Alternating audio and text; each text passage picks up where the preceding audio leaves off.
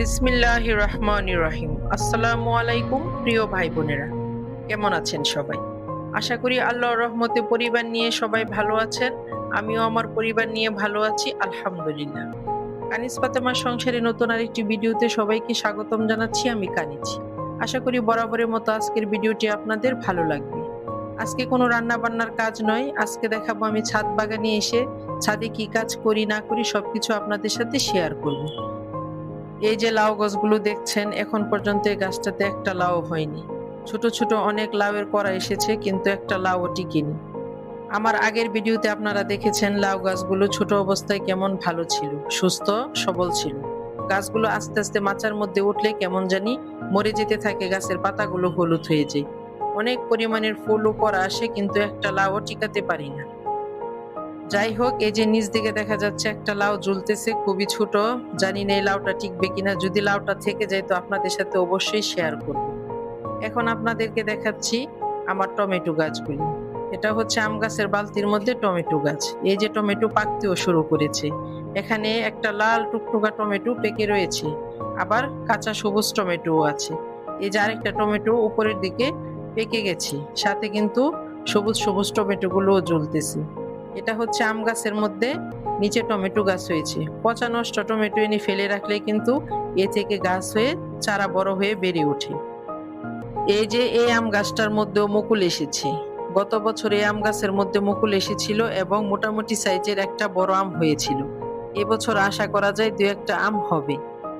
এখন বাজে বেলা 1:30। দুপুর টাইমে আমি খালাকে নিয়ে ছাদে চলে আসলাম।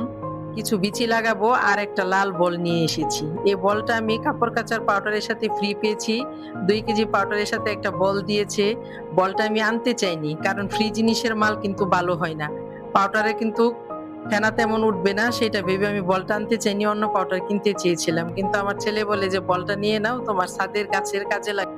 আমার প্রিয় ভাই বোনদের এখন একটি রিকোয়েস্ট করে নিচ্ছি, আমার ভিডিওটির কোথাও কোনো অংশ আপনাদের এখন পর্যন্ত একটুখানি ভালো লেগে থাকলে তাহলে প্লিজ ভিডিওটিতে একটি লাইক দিয়ে ভিডিওটি কন্টিনিউ করবেন। আপনার একটি লাইক আমার ভিডিওটিকে আরো অনেকের কাছে পৌঁছে দিতে সাহায্য করবে। আপনি যদি আমার চ্যানেলে নতুন হয়ে থাকেন তাহলে প্লিজ চ্যানেলটিকে সাবস্ক্রাইব করে আমার পরিবারের বন্ধু হয়ে পাশে থাকবেন। তো আমি আর খালা দুইজনে কোমর বেঁধে মাটি খোঁড়ার কাজে লেগে গেলাম।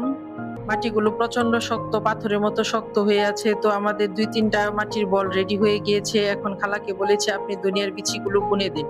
এই বলটা দেওয়ার আগের বার আমি পালং শাক লাগিয়েছি, বেশ ভালোই পালং শাক খেয়েছি এই বল থেকে। তো খালা হচ্ছে মুরব্বী মানুষ, দেখি ওনার হাতে এবার কিরকম ফলন হয়। যেহেতু সামনে রমজান মাস আসতেছে, এই নিয়ত করে আমি লাগাচ্ছি যেন রমজান মাসে আল্লাহ পাক বাঁচিয়ে রাখলে নিজের হাতে লাগানো ধনিয়া পাতা দিয়ে ইফতারি বানাতে পারি। তো খালা এই যে সবগুলো বলের মধ্যে ধনিয়া পাতা এখন লাগিয়ে এর উপরে আবার মাটি দিয়ে দিতেছে। এই যে এখানে আমরা আরো 2টা বল রেডি করেছি। 2টার মধ্যে লাগিয়েছি ধনিয়া পাতা আর 2টার মধ্যে লাগিয়েছি মূলা শাকের বিচি। ধনিয়া পাতা আনতে যেয়ে দেখি সাথে মূলা শাকের বিচিও আছে। ভাবলাম যে ঘরে রেখে লাভ কি, এগুলো ফেলে দেই, ফলে খাওয়া যাবে। তো আমাদের বলগুলো রেডি হয়ে বিচিগুলো লাগানো শেষ। গাছ লাগানোর জন্য আমি যেভাবে মাটির বলগুলা রেডি করি তা হলো, বলের মধ্যে দিই প্রথমে পেঁয়াজের খোসা। আমি মুদি দোকান থেকে 1 বস্তা পেঁয়াজের খোসা এনে রাখি। যখনই মাটি তৈরি করি তখন প্রথমে নিচে দেই পেঁয়াজের খোসা, তারপর দেই গোবর মিশ্রিত মাটি, তারপর দেই ভালো মাটি। তো ছাদের কাজ আমার মোটামুটি শেষ। এখন আমি নেমে যাব, খালা ছাদটা ঝাড়ু দিয়ে তারপর নামবি। নেমে যাওয়ার আগে আমি আপনাদের সাথে আমার টমেটো গাছগুলো একটু শেয়ার করছি। গাছের মধ্যে টমেটো কিন্তু পাকতে শুরু করেছে। গাছের টমেটো পাকছে আর গাছগুলো মরে যাওয়ারও সময় এসেছে। এটা আমার ছাদ গাছের প্রথম টমেটো চারা।